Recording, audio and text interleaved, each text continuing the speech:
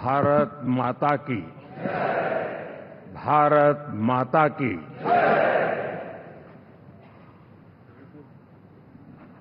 मैं सबसे पहले तो इस सभागृह में उपस्थित एनडीए घटक दलों के सभी नेतागण, नवनिर्वाचित सभी सांसदगण और हमारे राज्यसभा के भी सांसदगण, आप सबका हृदय से बहुत बहुत आभार व्यक्त करता हूं।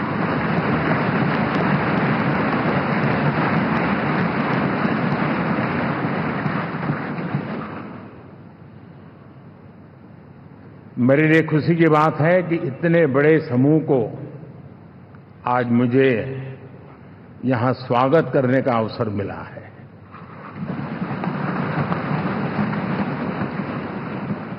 जो साथी विजयी होकर के आए हैं वे सभी अभिनंदन के अधिकारी हैं,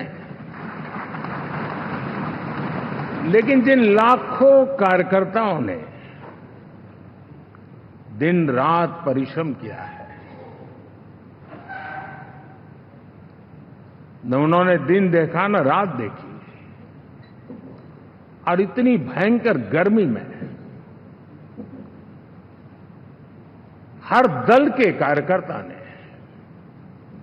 जो पुरुषार्थ किया है, परिश्रम किया है, मैं आज संविधान सदन के इस सेंट्रल हॉल से सर झुका करके उनको प्रणाम करता हूं।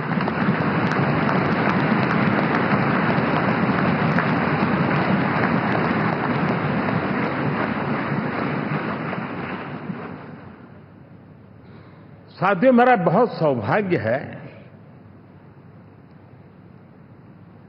कि एनडीए के नेता के रूप में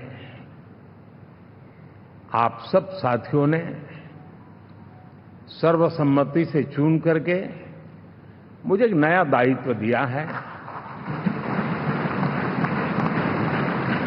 और इसके लिए मैं आपका बहुत बहुत आभारी हूं।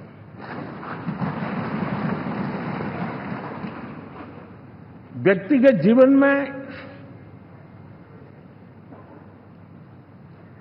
एक मैं जवाबदारी का एहसास करता हूं।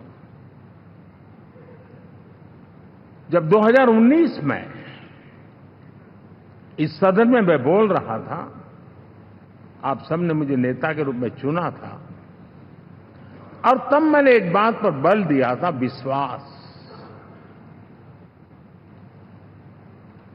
आज जब आप मुझे फिर से एक बार ये दायित्व देते हैं, इसका मतलब है कि हम दोनों के बीच, हम आपस में विश्वास का सेतु इतना मजबूत है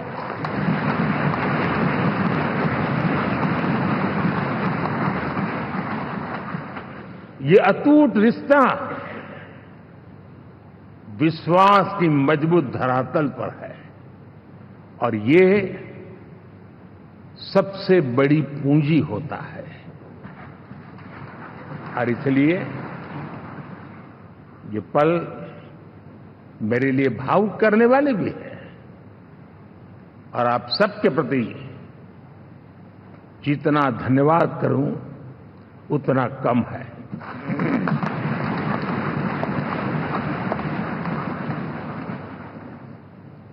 साथियों,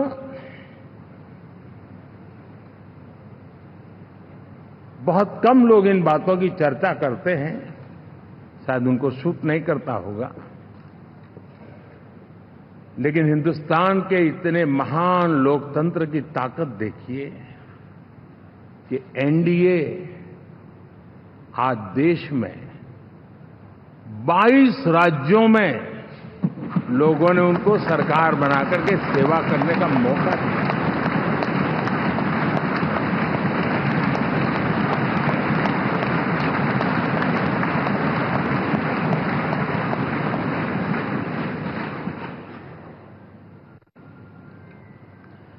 हमारा ये अलायंस सच्चे अर्थ में भारत की असली जो स्पिरिट है, जो भारत का आत्मा है, भारत की जड़ों में जो रचा बसा है, उसका एक अर्थ में प्रतिबिंब है।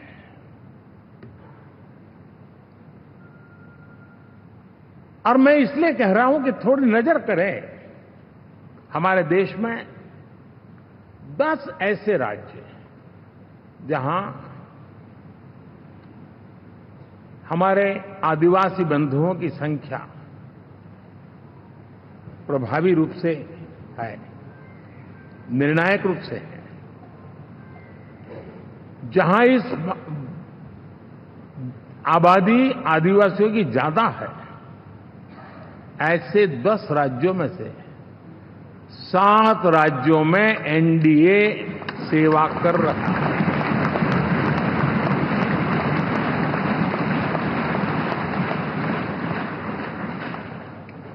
साथियों, हम सर्वपंथ संभाव के हमारे संविधान को समर्पित है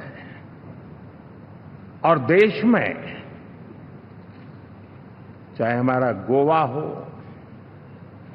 या हमारा नॉर्थ ईस्ट हो, जहां बहुत बड़ी मात्रा में हमारे ईसाई भाई बहन रहते हैं, आज हम उन राज्यों में भी एनडीए के रूप में सेवा का अवसर हमें मिला।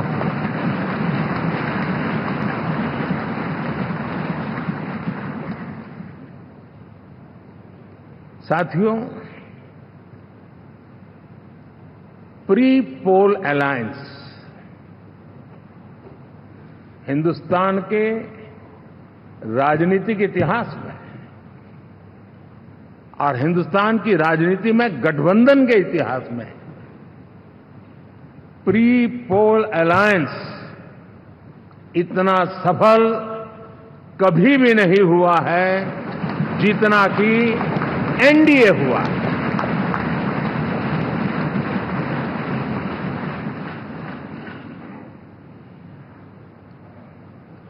और ये गठबंधन का विजय,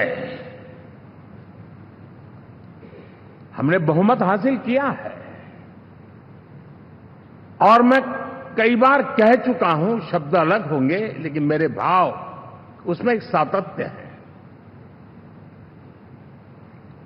सरकार चलाने के लिए बहुमत आवश्यक है, लोकतंत्र का वही एक सिद्धांत है, लेकिन देश चलाने के लिए सर्वमत बहुत जरूरी होता है।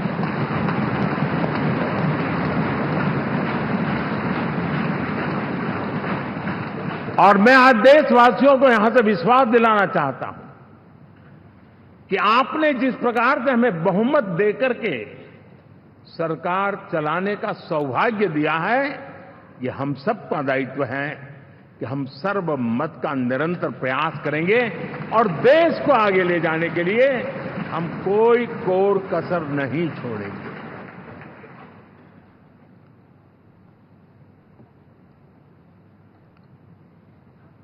साथियों, एनडीए को करीब करीब 3 दशक हो चुके हैं। यानी आजादी के 75 साल में 3 दशक एनडीए, ये सामान्य घटना नहीं है जी। विविधता से भरे हुए अपनी लोकतांत्रिक और सामाजिक रचना के बीच में ये 3 दशक की यात्रा एक बहुत बड़ी मजबूती का संदेश देती है। और मैं आज बड़े गर्व के साथ कहता हूं कि किसी एक समय वो था कि संगठन के कार्यकर्ता के रूप में इस अलायंस का हिस्सा था, व्यवस्थाओं से जुड़ा रहता था और आज सदन में बैठ करके आपके साथ काम करते करते मेरा भी नाता इससे 30 साल का रहा है और मैं कह सकता हूं, हकीकतों के तथ्यों के आधार पर कह सकता हूं, ये सबसे सफल अलायंस है।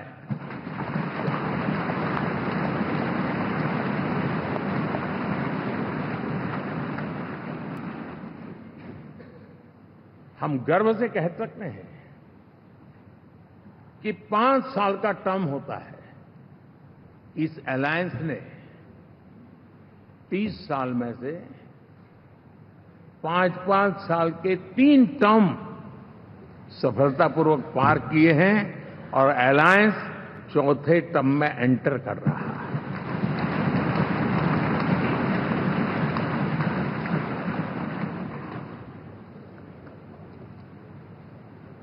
साथियों,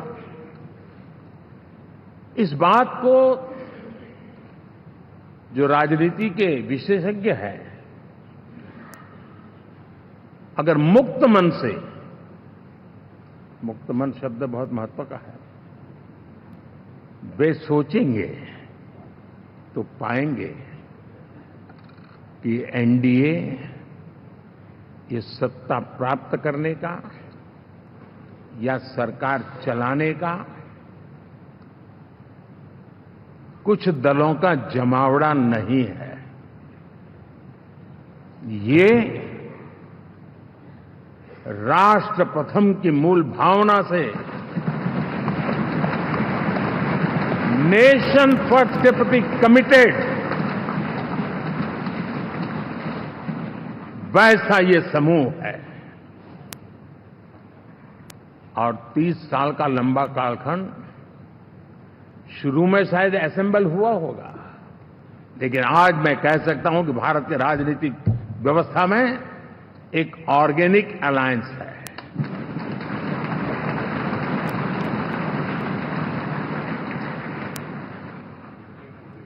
और ये मूल्य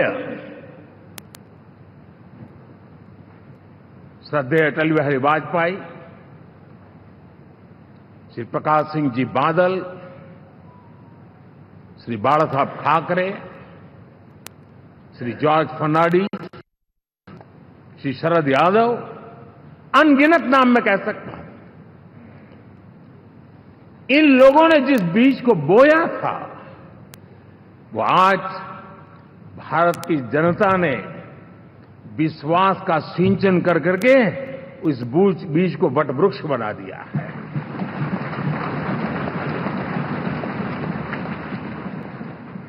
और हम सबके पास ऐसे महान नेताओं की विरासत है और हमें इसका गर्व है। बीते 10 वर्षों में हमने एनडीए की उसी विरासत, उसी मूल्यों को लेकर के निरंतर आगे बढ़ने का और देश को आगे बढ़ाने का प्रयास किया। जब मन से राजनीति के विश्लेषक अगर विश्लेषण करेंगे तो देखेंगे कि एनडीए का जो लोग दिखते हैं ना, उसमें एक कॉमन चीज नजर आती है और वो है गुड गवर्नेंस। इन सबने अपने अपने समय में, अपने अपने कार्यकाल में जब जब जहां सेवा करने का मौका मिला है, गुड इस देश को दिया है। और इस प्रकार से एनडीए एक प्रकार से, एनडीए कहते ही गुड गवर्नेंस ये अपने आप पर्यायवाची बन जाता है। साथियों, हम लोगों के सभी के कार्यकाल में, चाहे मैं गुजरात में रहा हूं या बाबू हमारे आंध्र में रहे हो या नीतीश जी ने के लिए भरपूर सेवा की हो, हम सबके अंदर केंद्र बिंदु में गरीब का कल्याण केंद्रस्थ रहा है।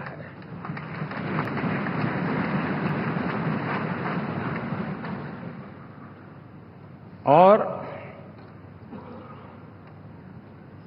देश ने एनडीए के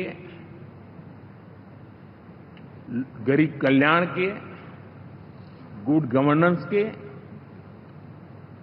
10 साल को देखा है, इतना नहीं मैं कह सकता हूं देश ने इसे जिया है।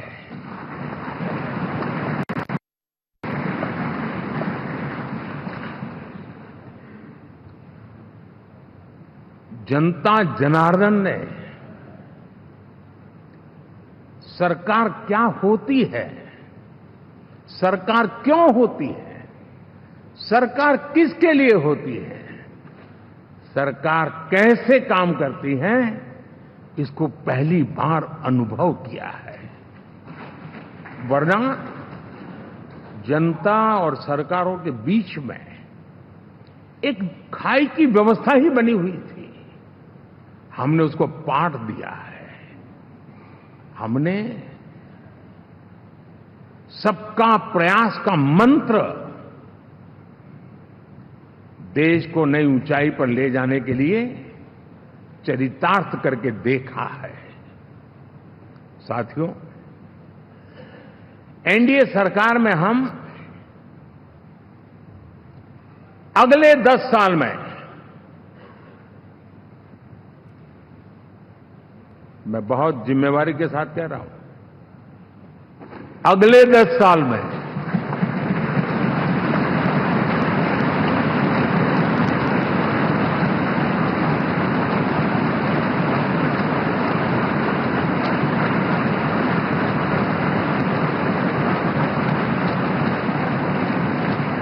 गुड गवर्नेंस, विकास, नागरिकों के जीवन में क्वालिटी ऑफ लाइफ, और मेरा व्यक्तिगत रूप से एक बहुत बड़ा ड्रीम है, मैं लोकतंत्र की समृद्धि को जब सोचता हूं तो मैं चाहता हूं कि सामान्य मानवीय के जीवन में से, और खास करके मध्यम वर्ग, उच्च मध्यम वर्ग, उनके जीवन में से सरकार की दखल जितनी कम हो उतनी लोकतंत्र की मजबूती है।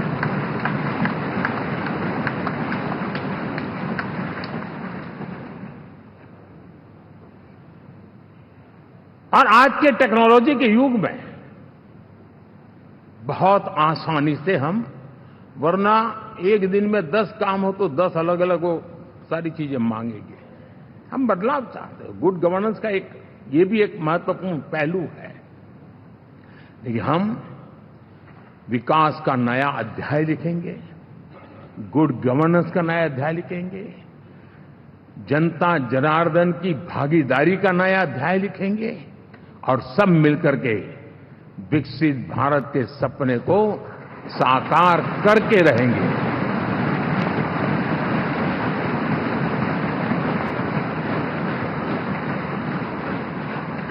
साथियों, एनडीए में, और मैं अगर विस्तार से कहूं तो सदन में किसी भी दल का कोई भी जनप्रतिनिधि होगा, मेरे लिए सब बराबर है।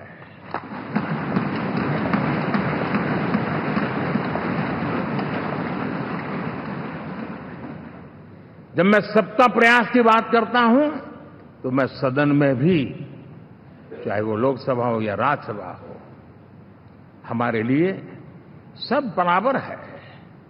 और यही एक भाव है जिसके कारण 30 साल से एनडीए अलायंस मजबूती के साथ आगे बढ़ा है। अपना पराया कुछ नहीं है। सबको गले लगाने में हमें कभी कोई कमी नहीं रखी है। उसी का परिणाम है कि जनता का विश्वास भी जीत पाते हैं। साथियों, हमने 2024 में जिस टीम भावना से काम किया है और ग्रासरूट लेवल पे किया है, सिर्फ फोटो ऑप करना, नेता मिलकर के हाथ हिलाएं और फिर तुम्हारे रास्ते में मेरे रास्ते, ऐसा नहीं। ग्रासरूट लेवल तक सबने मिल करके ये जो काम किया है, और उसी ने हमें ऑर्गेनिक अलायंस का सामर्थ्य दिया है।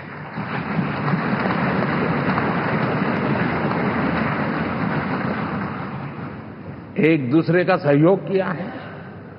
हर किसी ने यही सोचा, जहां कम वहां हम। अगर कोई कमी है तो मैं आऊंगा, मैं मेहनत करूंगा, लेकिन तुम्हें कमी नहीं रहने दूंगा। जहां कम वहां हम, ये हर कार्यकर्ता ने जी करके दिखाया है, और तभी तो जीत आती है। साथियों, कभी कभी मैं कह सकता हूं कि हमारा 10 साल का अनुभव है, भारत के हर क्षेत्र का और भारत के हर नागरिक का जो एस्पिरेशंस हैं, रीजनल एस्पिरेशंस हैं, वे और नेशनल एस्पिरेशंस, इसका एक अटूट नाता होना चाहिए। इसके बीच में हवा तक गुजर न सके, इतना जुड़ाव होना चाहिए, तब देश आगे बढ़ता है।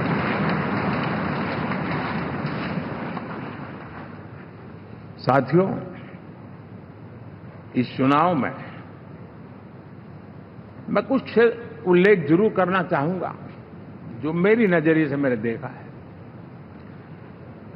दक्षिण भारत में एनडीए ने एक नई राजनीति की नींव मजबूत की है।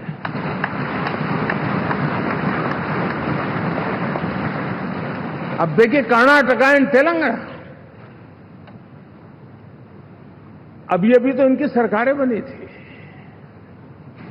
लेकिन पल भर में ही लोगों का विश्वास टूट गया, भ्रम से लोग बाहर आ गए और एनडीए को गले लगा दिया। कर्नाटक और तेलंगाना में दोनों जगह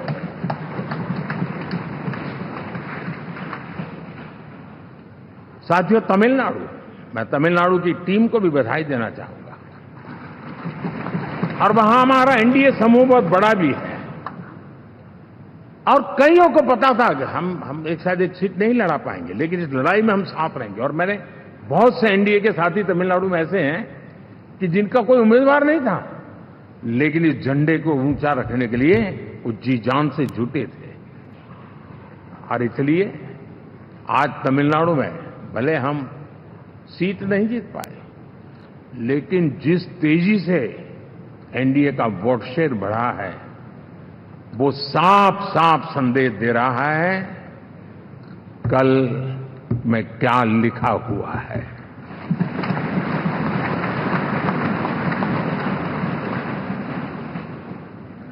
साथियों, पुडुचेरी हो, केरला, हमारे सैकड़ों कार्यकर्ताओं के बलिदान हुए हैं। यूडीएफ हो या एलडीएफ हो, शायद हिंदुस्तान के राजनीतिक जीवन में इतना जुल्म एक विचारधारा को लेकर के जीने वाले लोगों पर हुआ होगा तो सिर्फ मैं कह सकता हूं केरल में हुआ है। जम्मू कश्मीर से भी ज्यादा हुआ है। उसके बावजूद भी सामने कहीं विजय नजर नहीं आता था। उन्होंने परिश्रम की पराकाष्ठा में कभी पीछे नहीं रहे, पीढ़ियां खपा दी, और आज पहली बार संसद में केरल से हमारा प्रतिनिधि बन के आया।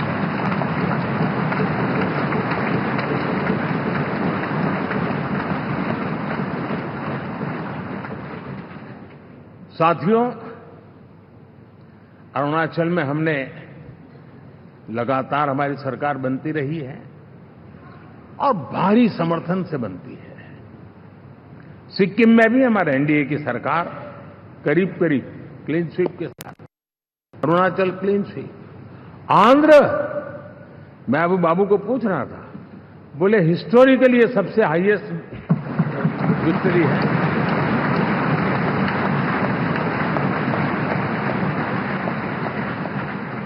और ये जो यहां दिखता है ना पवन, ये पवन नहीं, ये आंधी है।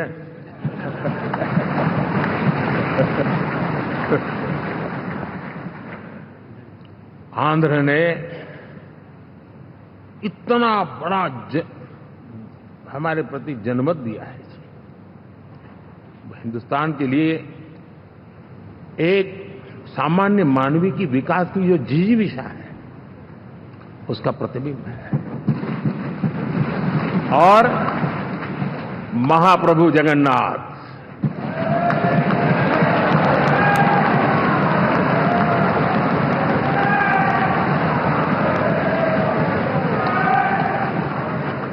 और मैंने अनुभव किया हमेशा।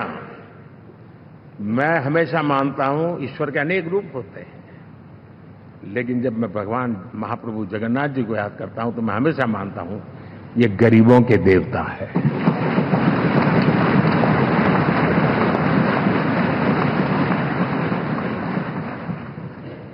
और वहां जो क्रांति रूप परिणाम आया है, मैं इसे एक रिवॉल्यूशन देख रहा हूं। और मैं इसके साथ कह सकता हूं कि विकसित भारत का हमारा जो सपना है, आने वाले 25 वर्ष, पहले मैंने 10 साल कहा था, या मैं 25 साल कह रहा हूं, आने वाले 25 साल महाप्रभु जगन्नाथ जी की कृपा से उड़ीसा देश की विकास यात्रा के ग्रोथ इंजन पैकी एक होगा।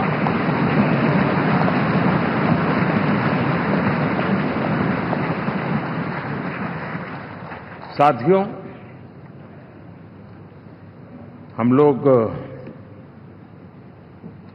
जब 4 जून के नतीजे चल रहे थे, मैं तो अपने काम में कुछ व्यस्त था, बाद में फोन आना शुरू हो गए।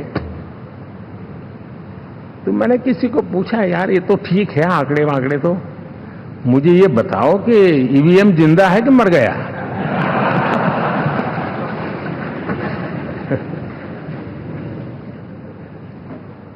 क्योंकि ये लोग तय करके बैठे थे कि भारत के लोकतंत्र और लोकतंत्र की प्रक्रिया के प्रति विश्वास ही लोगों का उठ जाए, और लगातार ईवीएम को गाली देना।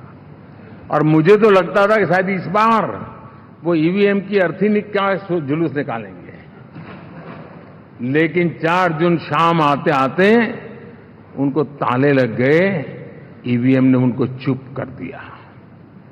ये ताकत है भारत के लोकतंत्र की, ये ताकत है भारत की निष्पक्षता की, ये भारत की ताकत है भारत के चुनावी तंत्र की, चुनाव आयोग की। और मैं मानता हूं कि ये आशा करता हूं कि 5 साल तो अब ईवीएम शायद मुझे नहीं सुनाई देगा, लेकिन जब 29 में हम जाएंगे तो फिर से शायद ईवीएम को लेकर के नाचने की शुरुआत करेंगे, क्योंकि इनके सुधरने की संभावना बहुत कम है। आप देखिए, चुनाव के समय मैंने पहली बार देखा, शायद हर तीसरे दिन इलेक्शन कमीशन के काम में रुकावट आए, इसके लिए सुप्रीम कोर्ट के दरवाजे खटखटाए गए, भांति भांति की एप्लीकेशन, और एक ही टोली थी। और लोकतंत्र के प्रति जिनका भरोभार अविश्वास है, ऐसे लोग सुप्रीम कोर्ट का उपयोग करते हुए कैसे रुकावट डाले, इसका निरंतर प्रयास करते रहे। और चुनाव आयोग की ताकत का एक बड़ा हिस्सा अदालतों में, इस पीक आवर्स में, चुनाव के पीक आवर्स में, यानी कितनी निराशा लेकर के ये लोग मैदान में आए थे कि उन्होंने पूरा हमला उसी इंस्टीट्यूट पे लगा दो ताकि चुनाव के कोई भी परिणाम आए, हम दुनिया के सामने भारत को भी बदनाम कर लें। ये षड्यंत्र का हिस्सा था दोस्तों, और कभी भी देश उनको माफ नहीं करेगा। साथियों, इंडी गठबंधन वाले जब ईवीएम का विरोध करते हैं तो मैं सिर्फ एक चुनाव के रूप में नहीं देख रहा, मैं मानता हूं ये लोग मन से पिछली शताब्दी के सोच वाले लोग हैं। वे टेक्नोलॉजी को हम महत्व न समझते हैं, न टेक्नोलॉजी स्वीकार करने को तैयार है। और ये सिर्फ ईवीएम में दिखाई दिया, ऐसा नहीं, यूपीआई में दिखाया। जब हमने कहा कि हिंदुस्तान के लोग डिजिटल ट्रांजैक्शन करेंगे, फिनटेक की दुनिया में आज हिंदुस्तान का नाम हो गया, मानने को तैयार नहीं। आधार आज देश की एक पहचान बना है। मैं तो देख रहा हूं कि मुझे कई देश कहते हैं कि हमें आधार की पद्धति से आगे बढ़ना है, आप कैसे मदद कर सकते हैं। उस आधार को रोकने के लिए सुप्रीम कोर्ट में बार बार जाकर के परेशानियां पैदा की। यानी मूलतः ये प्रगति के विरोधी, आधुनिकता के विरोधी, टेक्नोलॉजी के विरोधी इंडी अलायंस हमने देखा है। साथियों, इस देश के लिए ये भी चिंता का विषय है कि विश्व में भारत के लोकतंत्र की ताकत को कम आंकने का प्रयास, और कितना एक्सट्रीम है। मैं दुनिया में ढोल पीट रहा हूं कि हम मदर ऑफ डेमोक्रेसी है, और ये दुनिया में जाकर के बता रहे नहीं हमारे देश में तो डेमोक्रेसी ऐसा कुछ नहीं, कि वो मोदी बैठ गया है, वो एक चाय बेचने वाला यहां पहुंच कैसे गया, कुछ तो गड़बड़ की होगी। ये जो इनकी मनस्थिति है जी, भारत के नागरिकों को चुनाव प्रक्रिया के प्रति अविश्वास पैदा करने का जो उनका षड्यंत्र है, मैं मानता हूं कि अब दुनिया भी भारत के लोकतंत्र की विविधता, विशालता, व्यापकता, गहनता, इन सबको भी जानने समझने के लिए आकर्षित होगी। ऐसे ही इस चुनाव के नतीजे में देख रहा हूं। साथियों, जब 1 तारीख को मतदान पूरा हुआ और 4 तारीख को काउंटिंग, इस बीच की चीजों को आप देखिए। योजनाबद्ध तरीके से देश को हिंसा की आग में झोंकने का बयान दिए जाते थे। यहां इकट्ठे होना, यहां पहुंचना, यहां करना। कुछ लोग इस चीज को गंभीर नहीं लेते हैं, लेकिन ये बहुत गंभीर है।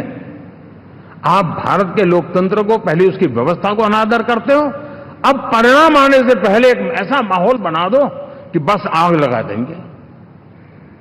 हर प्रकार से उन शब्दों का अर्थ यही निकलता है कि उन्होंने देश को उस दिशा में ले जाने का प्रयास किया था। लगातार देश को गुमराह करने का प्रयास किया गया, देश के लोगों को बांटने का प्रयास किया। अरे, चुनाव एक ऐसा लोकोत्सव होता है कि ज्यादा से ज्यादा लोगों को हम जोड़े, तोड़ने के लिए नहीं होता है। लेकिन हर प्रकार से कोशिश यही की गई है। साथियों, मैं मानता हूं कि 2024 के लोकसभा के चुनाव के जो नतीजे हैं, हर पैरामीटर से देखेंगे, दुनिया ये मानती है और मानेगी कि ये एनडीए का महाविजय है।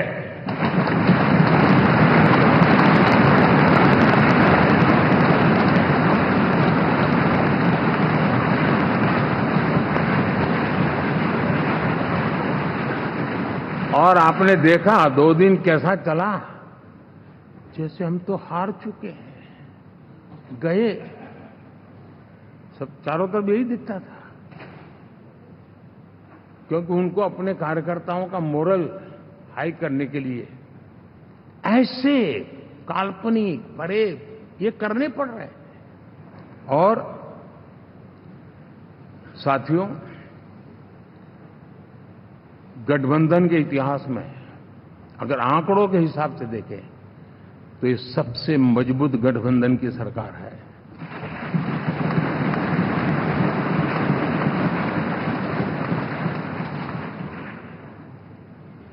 लेकिन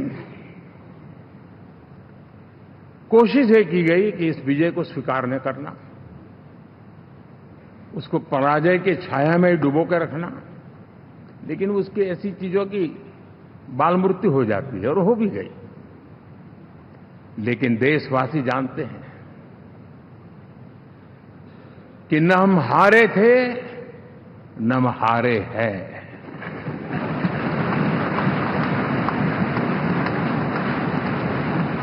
लेकिन 4 तारीख के बाद हमारा जो व्यवहार रहा है वो हमारी वो पहचान बताता है कि हम विजय को पचाना जानते हैं।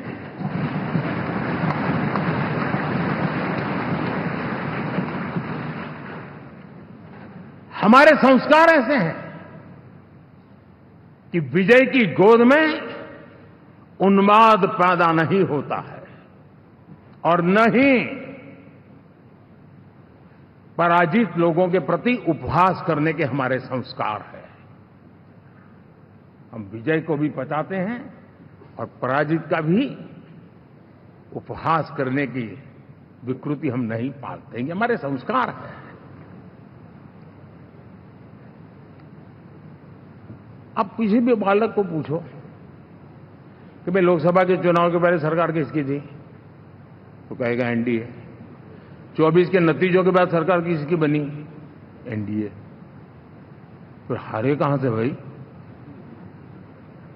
पहले भी एनडीए थी, आज भी एनडीए और कल भी एनडीए है।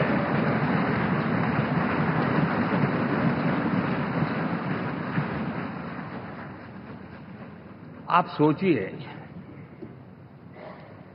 10 साल बाद भी कांग्रेस 100 के आंकड़े को नहीं छू पाई।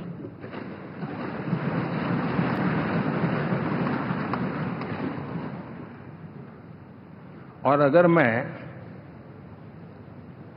14, 19 और 24 3 चुनावों को जोड़ करके कहूं, कांग्रेस के 3 चुनाव जोड़ूं, तो इन 3 चुनावों में जितनी सीटें मिली है उससे ज्यादा हमें इस चुनाव में मिली है।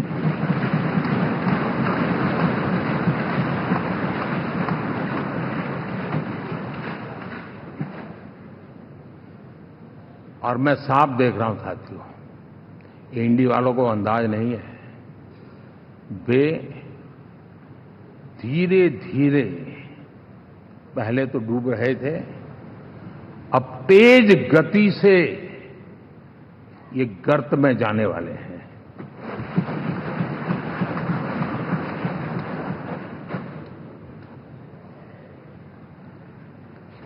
साथियों, इंडिया अलायंस वाले देश के सामान्य नागरिकों की जो समझ है, आज भी वो उसके सामर्थ्य को समझ नहीं पाए हैं या समझना चाहते नहीं हैं। भारत के सामान्य व्यक्ति की भी एक समझ है और जो जमीन से जुड़ा रहता है ना, वो समझ को छूता है, समझता है, पहचानता है। वो वहां नहीं है। साथियों, इन लोगों का जो व्यवहार रहा है 4 तारीख के बाद, मैं आशा करता था कि वे लोकतंत्र का सम्मान करेंगे, लेकिन उनके व्यवहार से लगता है कि शायद उनमें ये संस्कार आए, इसके लिए हमें और इंतजार करना पड़ेगा। और तो मैं ज्यादा कुछ कह नहीं सकता। और ये वो लोग हैं जो खुद की पार्टी के पीएम का अपमान करते हैं, उसके निर्णयों को फाड़ देते थे। खुद की पार्टी को विदेशी मेहमान आ जाए तो उसके लिए चेयर नहीं होती थी। ये सारे दृश्य आपने देखे हैं, ठीक। और मैं समझता हूं कि इन सारी स्थितियों में से हम लोकतंत्र की मजबूती और जनता जनार्दन के प्रति आस्था, इसको हम, साथियों, लोकतंत्र हमें सबका सम्मान करना सिखाती है। विपक्ष में भी जो सांसद जीत करके आए हैं, मैं उनको भी बधाई देता हूं।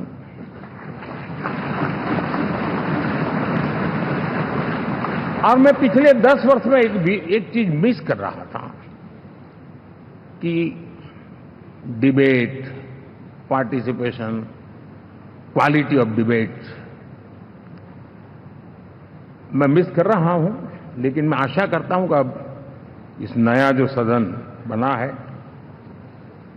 वो कमी मुझे खलेगी नहीं, शायद हमारे साथी भी राष्ट्रहित की नीयत के साथ सदन में आएंगे और भले वो विपक्ष में बैठे होंगे, लेकिन राष्ट्र के विपक्ष में नहीं है, हमारे विपक्ष में है। राष्ट्र में तो हम सब एक ही दिशा में हैं।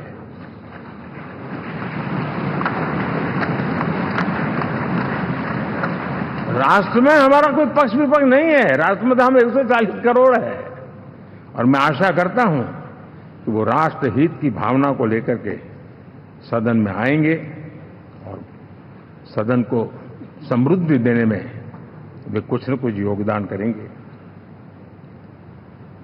साथियों, 24 का जनादेश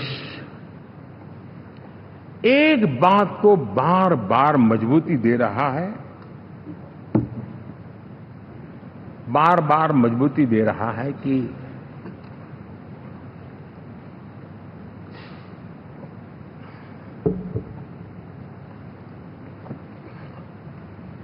देश को आज के वातावरण में सिर्फ और सिर्फ एनडीए पर ही भरोसा है।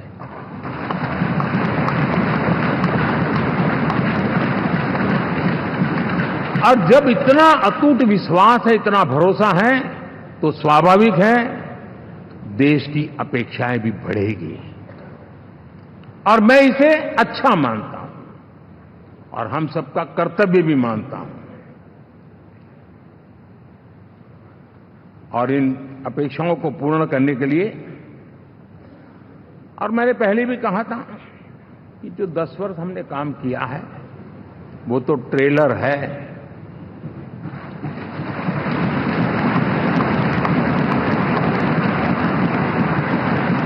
और वो मेरा चुनावी वाक्य नहीं था, ये मेरा कमिटमेंट है। हमें और तेजी से और विस्तार से और तेज गति से देश के आकांक्षाओं को पूर्ण करने में रत्ती भर भी विलंब नहीं करना है।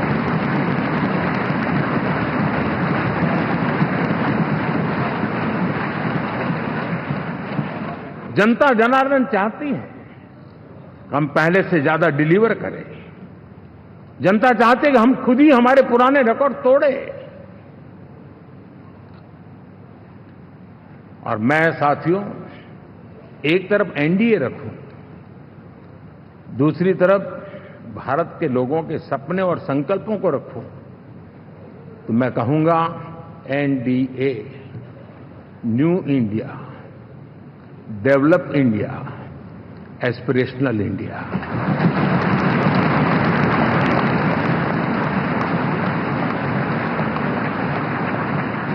और इसी सपने और संकल्पों को पूरा करना, ये हम सबका संकल्प भी है, कमिटमेंट भी है और हमारे पास रोड मैप भी है।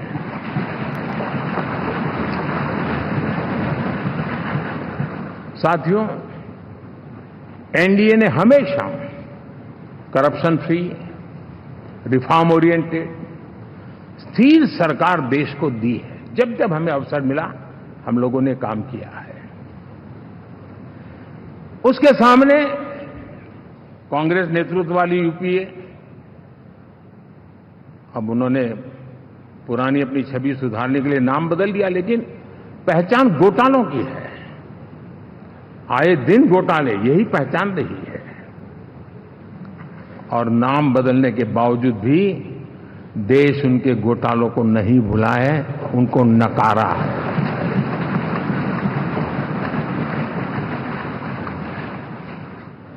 और मैं कह सकता हूं साथियों, इंडी अलायंस वालों ने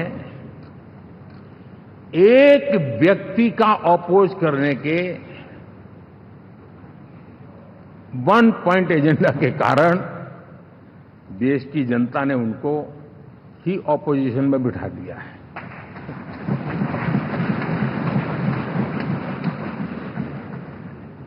एनडीए विकसित भारत, इस संकल्प को लेकर के चुनाव में गया था। देश के लिए सकारात्मक सोच को लेकर के गया था। देश की युवा शक्ति के सामर्थ्य को समझ करके नए अवसरों को लेकर के देश को आगे बढ़ने की बात लेकर के गया था, जबकि हमारे सामने जो लोग थे वो भ्रम फैलाना, झूठ फैलाना, यही गुमराह करने वाले काम यही करते रहे थे। अब एनडीए और उनका देखें, इवन नामांकन में जाएंगे तो भी आपको देखेगा उनका चुनाव प्रचार, उनका नामांकन, हम लोगों का एक एक दृश्य देख लीजिए और उनका एक एक दृश्य देखिए, कितना बड़ा अंतर है। हर चीज में उनका कैरेक्टर दिखाई देता है।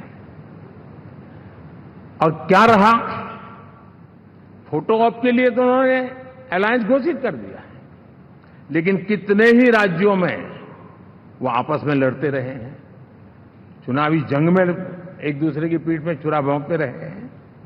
कभी उन्होंने कहा कि ये तो हमारा वैचारिक अलायंस है, वो विचार लेवल पर ठीक है, बाकी नीचे तो हमारा अपना हम तैयार करेंगे। और अब फिर उन्होंने कहा कि भाई हम तो सीट के आधार पर अलायंस करेंगे, टोटल न भी करें, ये भी खेल खेला। और अभी अभी तो चुनाव पुरावा शुरू कर दिया कि ये तो हमारा अलायंस लोकसभा के चुनाव के लिए ही था, बाद में नहीं है, ये भी शुरू कर दिया। यानी मैंने बहुत पहले कहा था कि आप देख लेना 4 जून के बाद बिखराव शुरू हो जाएगा, और वो शुरू हो चुका है। इसका मतलब ये हुआ कि वो सिर्फ और सिर्फ सत्ता सुख के लिए एक दूसरे का साथ देने की कोशिश करते थे, लेकिन उनमें उनका अगर स्वार्थ निश्चित होता तो साथ देना, वरना नहीं देना, ये कैरेक्टर था। साथियों, ये लोग कितने ही बड़े झूठे बोलते रहे हैं। और आप देखिए, चुनाव के समय उन्होंने देश के सामान्य नागरिक को गुमराह करने के लिए जो पर्चियां बांटी कि ये देंगे और वो देंगे और टिकना देंगे, फलाना देंगे, 2 दिन से मैं देख रहा हूं कि कांग्रेस के दफ्तरों पर लोग कतार लगा के खड़े हैं कि पर्ची है, 1 लाख रुपया कहां है, लाओ भाई, मांग रहे हैं लोग। यानी आपने जनता जनार्दन की आंखों में कैसा उनको भ्रमित किया, कैसी आंख में धूल झोंक दी कि वो बेचारा सामान्य नागरिक मान के चलता था, हाँ भाई 4 जून के बाद रुपया मिल जाएगा, इसलिए वो जाके खड़ा रह गया। और अब उसको धक्का मारा जा रहा है, डंडे मारे जा रहे हैं, वहां से निकाला जा रहा है। अब इस प्रकार का चुनाव, ये अपने आप में देश के गरीबों का अपमान है, हमारे देश के सामान्य नागरिकों का अपमान है। और कभी भी देश ऐसी हरकतों को न भूलता है, न ही कभी माफ किए बिना माफ कभी करता है।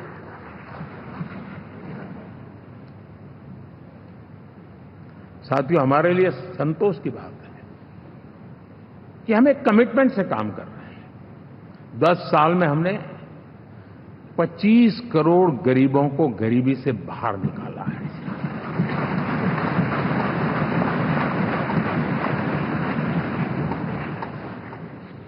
गरीब कल्याण का एक सुरक्षित मजबूत कवच दिया है हमने उसको, और उसके अंदर भी एक नए एस्पिरेशंस पैदा हुई है कि हां, अब मुझे गरीब नहीं रहना है, और उसके लिए मुझसे जो हो सके मैं हर अवसर का फायदा उठाऊंगा।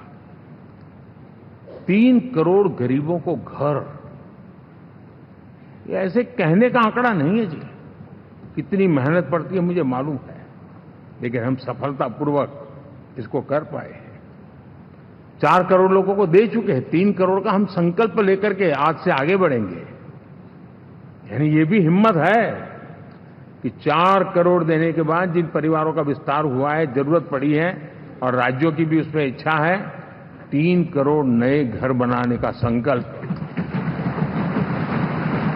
70 वर्ष की आयु से ऊपर के व्यक्तियों को, नागरिकों को 5 लाख रुपए तक इलाज के लिए मुफ्त इलाज की व्यवस्था। मुद्रा योजना के तहत हमारे नौजवानों को कारोबार के लिए 20 लाख तक की उनकी बैंक से उनको लोन मिले, इसकी व्यवस्था।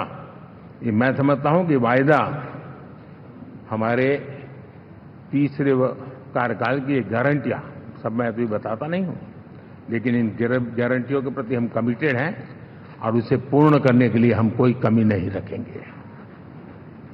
साथियों, गरीब का सशक्तिकरण और मिडिल क्लास को सुविधा, ये हमारी प्राथमिकता है, क्योंकि मध्यम वर्ग अब इस देश का एक बहुत बड़ा चालक बल है।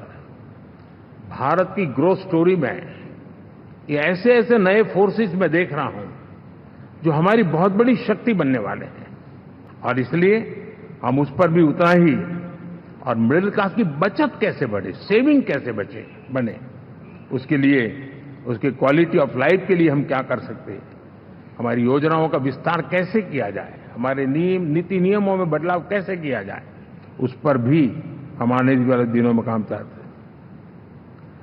साथियों, पंचायत से पार्लियामेंट तक हमारी नारी शक्ति की सक्रिय भागीदारी, ये हमारा कमिटमेंट है, और हमने हमारे पिछले कार्यकाल में नारी शक्ति वंदन अधिनियम करके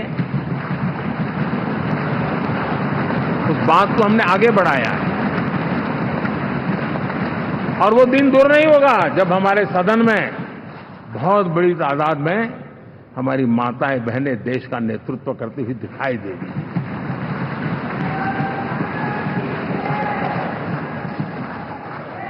इस पूरे चुनाव में हम सबसे ज्यादा महिला उम्मीदवारों को टिकट देने वाली पार्टी रहे हैं, ये हमारा कमिटमेंट है। हमारी महिला सांसदों को जो आशीर्वाद देश की जनता ने दिया है, मैं इसके लिए विशेष रूप से उनका आभार व्यक्त करता हूं। और साथियों, आपने देखा होगा G20 समिट में दुनिया के सामने एक विषय लेकर के हम बड़े आग्रह से गए हैं, और वो है empowerment of women, development of women. इन सारी बातों को तो हम परिचित हैं। हमने एक नया शिफ्ट किया है, और हम G20 समिट से भी इसको आगे बढ़ा रहे हैं, विमेन लेड डेवलपमेंट।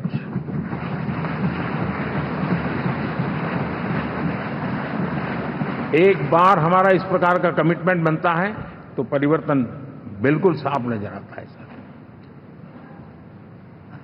साथियों, एनडीए का ये कार्यकाल बड़े फैसलों का है, तेज विकास का है,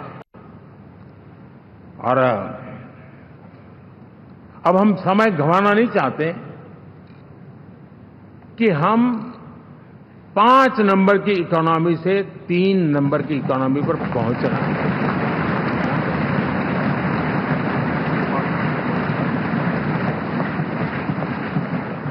और ये खाली 5 और 3 का आंकड़ा नहीं है, उसके कारण जो अर्थव्यवस्था का कद बन जाता है, वो सामान्य मानवीय की आशा आकांक्षाओं को पूरी करने के लिए सरलता बढ़ जाती है। देश के लिए जो जरूरतें हैं वो आराम से पूरी करने का सामर्थ्य बन जाता है, और इसलिए हम उस दिशा में बड़ी कोशिश करके आगे बढ़ना चाहते हैं। राज्यों का सहयोग भी उसमें उतना ही महत्वपूर्ण है, और भारत के संविधान ने हमें जिस प्रकार का दिशा निर्देश किया है कोऑपरेटिव फेडरलिज्म का, लेकिन मैंने उसमें आग्रह रखा है कॉम्पिटिटिव कोऑपरेटिव फेडरलिज्म। हमारे राज्यों के बीच में भी तंदुरुस्त स्पर्धा हो, राज्य और केंद्र के बीच में भी तंदुरुस्त स्पर्धा हो, हम अच्छा करने की स्पर्धा करें, और उस दिशा में हम आगे बढ़ना चाहते हैं। और हमने देखा है कि जब मैं कॉम्पिटिटिव कोऑपरेटिव फेडरलिज्म की बात करता हूं, आपने देखा G20 समिट हम एक जगह पे कर सकते थे, हम भी मालाएं पहन करके फोटो निकलवा सकते थे, लेकिन हिंदुस्तान के अनेक शहरों में 200 से ज्यादा मीटिंगें हुई, और दुनिया भर के नीति निर्धारक जो कहे G20 देशों के और बाकी भी 5-7 देशों के, वो हिंदुस्तान के कोने कोने में गए, उनके देशों में जाकर के भारत की विविधता, भारत की विशालता, इसकी चर्चा कर रहे हैं। उनके लिए आश्चर्य है, हमने तो दिल्ली आकर के वापस जाते थे, पता ही नहीं था कि देश इतना बड़ा है। तो ये अपनी एक ताकत का परिचय हुआ है। हमने कोविड में देखा, राज्यों के साथ कोऑपरेशन के साथ हमने जिस प्रकार से लड़ाई लड़ी, और एक सूत्र में रह करके लड़े, दल किसी का भी हो सरकार में, लेकिन हमने इस काम को किया क्योंकि हमारा कोऑपरेटिव फेडरलिज्म के प्रति कमिटमेंट है।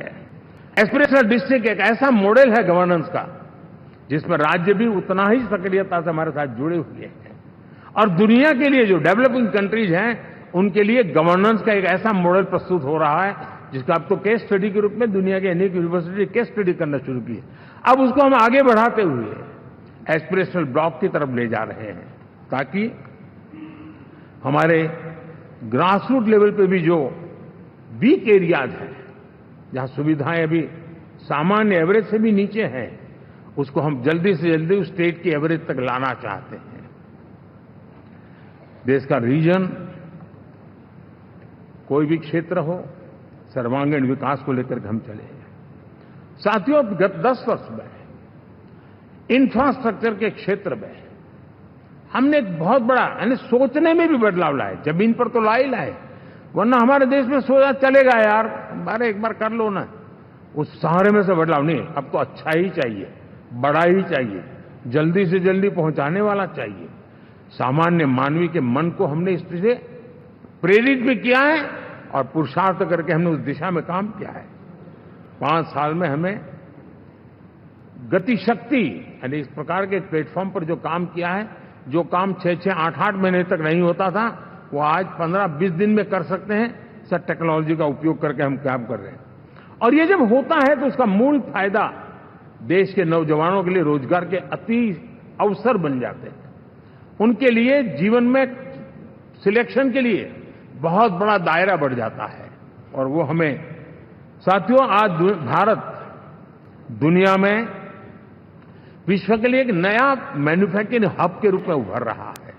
और जब हम मैन्युफैक्चरिंग हब कह रहे हैं, तब सिर्फ इलेक्ट्रॉनिक गुड्स या सर्विसेज की मैं बात नहीं कर रहा हूं। मैं फूड प्रोसेसिंग में भी आज दुनिया में हम बहुत तेजी से आगे बढ़ रहे हैं, और वो भारत के किसानों को बहुत बड़ी ताकत देने वाला है। उसी प्रकार से स्पेस हो, आर्टिफिशियल इंटेलिजेंस हो, स्टार्टअप्स की बात हो, स्किल जॉब अपॉर्चुनिटीज की बात हो, आज भारत बहुत तेजी से आगे बढ़ेगा, बढ़ रहा है, ये मेरा विश्वास है। साथियों, मुद्रा योजना, ड्रोन दीदी, विश्वकर्मा योजना, इसने भी नई संभावनाओं को जन्म दिया है। साथियों, हमारी संस्कृति, हमारी विरासत, उसके प्रति हम जितना ध्यान केंद्रित करेंगे, दुनिया के लिए आकर्षण का केंद्र बनेगा। और इसलिए हम उन दिशा में, और मैं मानता हूं भारत के लिए टूरिज्म एक ऐसा एवेन्यू है जो गत शताब्दी में हमें कभी, आज से लेकर के पीछे के 100 साल में कहूं, ऐसा अवसर नहीं मिला है जैसा आने वाले 25 साल में मिलने वाला है। दुनिया भारत की तरफ मुड़ने वाली है। अब हमारा काम है हम इसके लिए आवश्यक व्यवस्थाओं को विकसित करें, हमारी विरासत के प्रति हम हमारा पर्यटन का विकास करते हुए एक विन विन सिचुएशन का हम फायदा उठाएं, और उसमें बहुत अधिक निवेश की संभावनाएं मैं देखता हूं। और ये ऐसा क्षेत्र है जिसमें हर स्तर के लोग कमाते हैं, गरीब से गरीब आदमी भी कमाता है और बड़ी बड़ी होटल वाला भी कमाता है, हर कोई इसमें कमाता है। और हमने टूरिज्म के हम बल देना चाहते हैं, बहुत पोटेंशियल है। आज जो इंफ्रास्ट्रक्चर के क्षेत्र खुले हैं, इसका फायदा इसको मिलता है। एयरवे हो, रेलवे हो, हमारे एक्सप्रेस वे हो, ये हमारा यातायात जितना बेहतर हो, और हमारा डिजिटल कनेक्टिविटी का जो काम है, ये इसके लिए एक बहुत बड़ा पॉजिटिव ग्राउंड तैयार कर रहा है, और जिसका फायदा मिलने वाला है। और जो वोकल फॉर लोकल और रीजनल टूरिज्म, इसको एक बल देने का काम है। साथियों, अब दुनिया एक नए युग में प्रवेश रही है। जिस समय औद्योगिक क्रांति हुई, उस समय हम गुलामी के दौर से गुजर रहे थे। तो औद्योगिक क्रांति का जितना फायदा लेना चाहिए हम नहीं ले पाए। अब एक नया युग शुरू हो रहा है, हरित युग, ग्रीन एरा। भारत के पास बहुत संभावनाएं हैं इसका नेतृत्व करने की, और हम इसके लिए आने वाले दिनों में ग्रीन हाइड्रोजन की बात हो, ग्रीन एनर्जी हो, या ग्रीन जॉब्स हो, या ग्रीन मोबिलिटी हो, इन सारे विषयों को हम इतनी तेजी से आगे बढ़ाना चाहते हैं ताकि इस हरित युग का नेतृत्व दुनिया में भारत का सामर्थ्य सिद्ध कर दें, ये हम चाहते हैं। साथियों, इसी सिलसिले में इस 5 जून को जब पर्यावरण दिवस था, 4 जून को नतीजे आ गए थे। तो उसी दिन मेरे मन में एक विचार आया कि कार्यक्रम 5 जून को हमने आरंभ किया, एक पेड़ मां के नाम। हर किसी को मां के प्रति श्रद्धा होती है, और मैं भी देशवासियों को कहूंगा कि आने वाले समय में कभी आपकी माताजी का जन्मदिन हो, क्या कोई और शुभ दिन हो, अपनी मां के नाम पर एक पेड़ लगाइए, और मां जीवित है तो साथ लेकर जाइए, उनकी फोटो आप सोशल मीडिया में अपलोड कीजिए, और मां नहीं है तो उनकी फोटो रख करके एक पेड़ लगाइए, और वो अपनी मां का भी सम्मान होगा और धरती मां की सेवा होगी। हम इन 2 माताओं की सेवा करें। साथियों, एनडीए, अब भारत आइसोलेशन में नहीं जी सकता। वैश्विक परिवेश में भारत की भूमिका दिनों दिन बहुत बढ़ती चली जा रही है। 2014 में जब एनडीए की सरकार बनी, पूरे विश्व में उसी एक पल से ही एक नया जिज्ञासा पैदा हुई, थोड़ी आशा के संकेत उनको नजर आने लगे, और फिर उस बदलाव बहुत बड़ा तेजी से आया। और पिछले 10 वर्ष में भारत ने जिन कामों को बढ़ लिया है, आज भारत की छवि विश्व बंधु की बन चुकी है। दोस्तों, विश्व हमें एक बंधु के रूप में स्वीकार कर रहा है, और जब दुनिया हमें विश्व बंधु के रूप में स्वीकारती है तो हमारी वैश्विक जिम्मेवारियों को भी हमने हमारे आने वाले रोड मैप में महत्व देना ही होगा। और भारत की सफल विदेश नीति ने अच्छे परिणाम भी दिए हैं। हमने हर संकट को उस प्रकार से हैंडल किया जिस प्रकार से मानवीय मूल्यों को हमने प्राथमिकता दी, उसका परिणाम है कि सामान्य मानवी के मन में ये विश्व बंधु वाला भाव बहुत मजबूत हुआ, और भारत का सेवा भाव का जो कैरेक्टर है उसको विश्व ने पहचाना है। चाहे यूक्रेन का संकट हो, चाहे अफगानिस्तान का संकट हो, हर हमारे लोगों को बचाना हो, हमने किसी भी में हमने कोई कमी नहीं रखी है। और साथियों, ये क्षमता के कारण भारत में निवेश की संभावनाएं बहुत बढ़ने वाली है।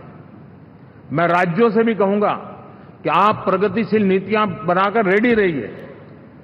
विश्व आज आपके आंगन पे दरवाजे पर दस्तक दे रहा है, और जो राज्य ज्यादा स्पष्ट नीतियों के साथ आएगा, जो राज्य उन कंपनियां विदेश जाने वाले लोगों को ठीक से हैंडल करेगा, उसको बेनिफिट मिलने ही वाला है। और भारत ने जो नीतियां बनाई है, भारत ने जो वातावरण बनाया है, उसका लाभ भारत के हर राज्य को मिलना चाहिए, और उस दिशा में हम तेजी से काम करना चाहते हैं।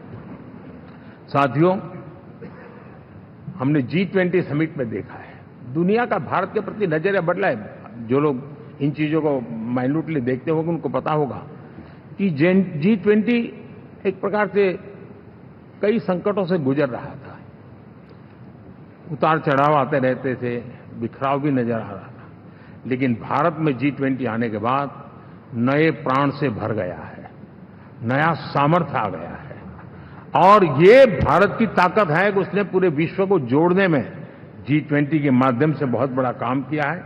और उसके इन दिनों भी जो परिणाम आए, इसके बाद मेरा काफी समय विदेश के सरकारों से फोन अभिनंदन स्वीकार करने में गया, और शायद मैं 14 में 19 में भी ऐसा अनुभव नहीं था जितना इस बार फ्लो है। दुनिया के करीब करीब, अब नाम ले, उसने भारत को शुभेच्छा व्यक्त की है या बात करने की कोशिश की है। यानी ये वैश्विक जो हमारा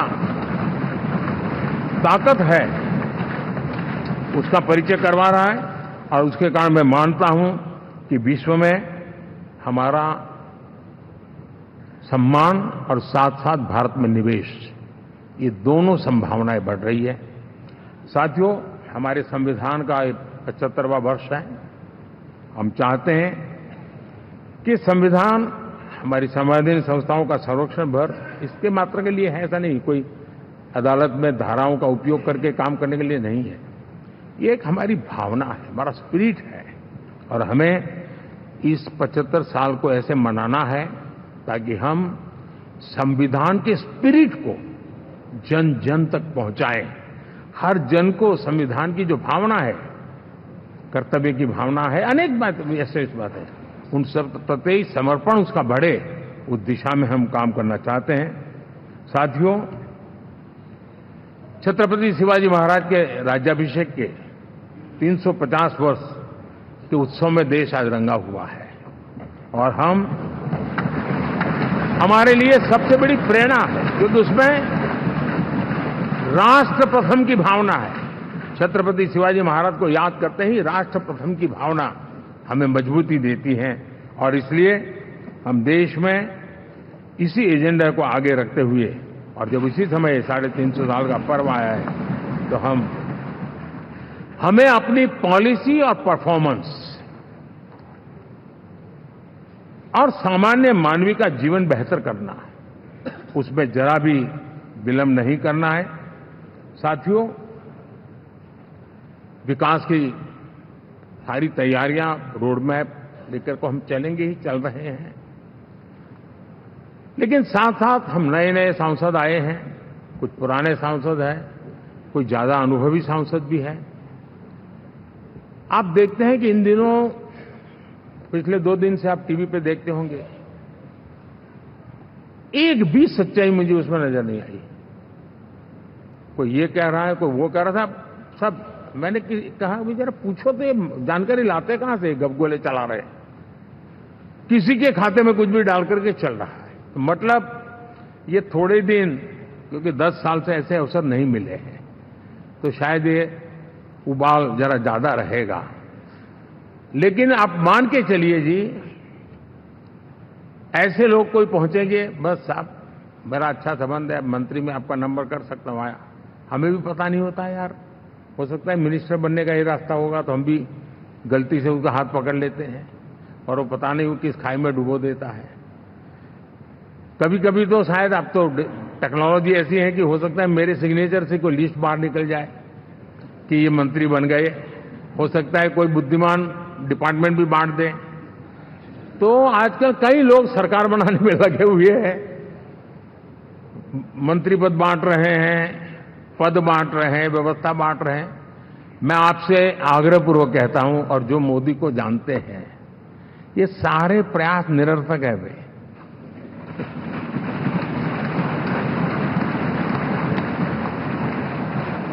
आप भी किसी का फोन आ जाए तो 10 बार वेरीफाई कीजिए कि जिसने फोन किया है वो सचमुच में अथॉरिटी है। अदरवाइज कोई भी कहे भाई आपका नाम हो गया है, सुबह परिवार को बुला लीजिए, शपथ समारोह में आना है, हो गया। तो ऐसी गपबाजी करने वाली एक बहुत बड़ी फौज रहती है। कुछ लोग आदतन करते रहते हैं, कुछ लोगों को मजाक आती है लेकर, और कुछ लोग बदइरादे से करते हैं। मेरा सभी सांसदों से आग्रह है कि हम इन सारे षड्यंत्रों का शिकार न बने। दूसरा, हमारे जो इंडिया अलायंस वालों ने इस चुनाव में फेक न्यूज में एक्सपर्टाइज कर लिया, डबल पीएचडी कर लिया उन्होंने, वो शायद इसका भरपूर उपयोग करेंगे। हम कृपा करके इन चीजों से दूर रहें, अफवाहों से दूर रहें। ये जो टीम बैठी है वो अनुभवी टीम है, मुझे भी सही सलाह देने वाली टीम है, और इसलिए टीम मिलकर के बहुत सही निर्णय करने वाली है। कृपा करके ब्रेकिंग न्यूज के आधार पर देश चलेगा नहीं, ये मान के चलिए।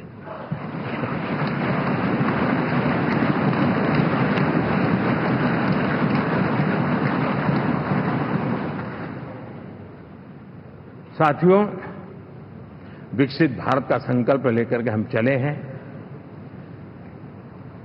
3 नंबर की इकोनॉमी पहुंचना मैं जानता हूं, निश्चित रोड मैप के साथ उसको हम पार करने वाले हैं। और मैंने पहले भी कहा था कि मेरा पल पल देश के नाम है, मेरा पल पल आप लोगों के नाम है। मैं 24/7 अवेलेबल हूं।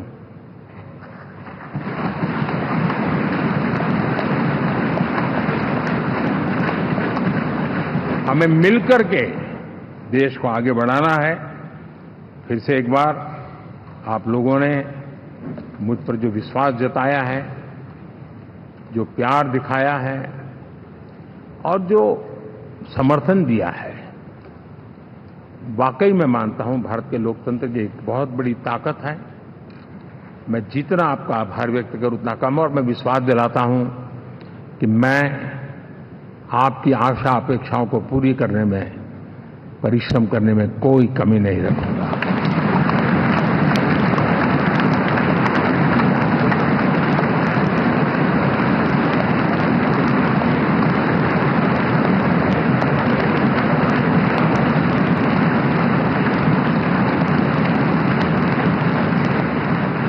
मेरे लिए जन्म सिर्फ और सिर्फ वन लाइफ वन मिशन, और वो है मेरी भारत माता।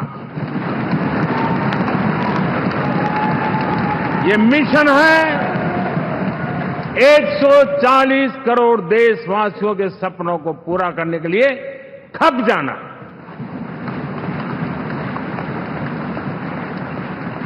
ये मिशन है 140 करोड़ देशवासियों को हजार साल की मुसीबतों से जो गुजरी हुई पीढ़ी दर पीढ़ी है, उसे मुक्ति दिला करके सम्मान के साथ विश्व में मेरा हर देशवासी दुनिया उसे देखे तो उसका मन कर जाए, काश ये हिंदुस्तान का है, अरे नजर मिल जाए तो अच्छा होगा। ये मैं स्थिति पैदा करना चाहता हूं। उसका मन लालायित होना चाहिए, हिंदुस्तानी है, अरे यार जरा हाथ मिला लूं, कुछ एनर्जी मुझे भी आ जाए। मैं देश को इस ऊंचाई पर ले जाना चाहता हूं। और साथियों, मुझे पक्का विश्वास है आपका साथ, आपका सहयोग, आपका अनुभव बहुत बड़े परिणामों की संभावनाएं लेकर के आया है। लोकसभा का ये गठन उन सभी आकांक्षाओं को पूरा करेगा। मैं फिर एक बार आप सबका हृदय से बहुत बहुत धन्यवाद करता हूं।